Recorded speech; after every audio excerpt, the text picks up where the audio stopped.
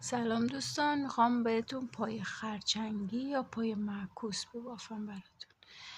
به این صورت که برعکس میریم، یعنی قلاب از برعکس به یه دونه میگیریم و این یه دونه رو یه زنجیره براش میزنیم. دوباره میایم از پشت قلابونو میگیریم یه دونه و یه زنجیره، دوباره از پشت یه دونه میگیریم و یه زنجیره، یه بار دیگه از پشت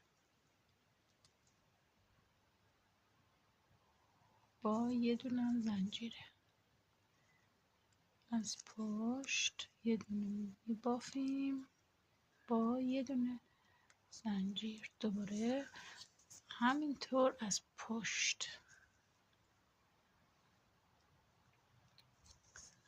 این میشه پایه معکوس یا پایه خرچنگی، این شکلی.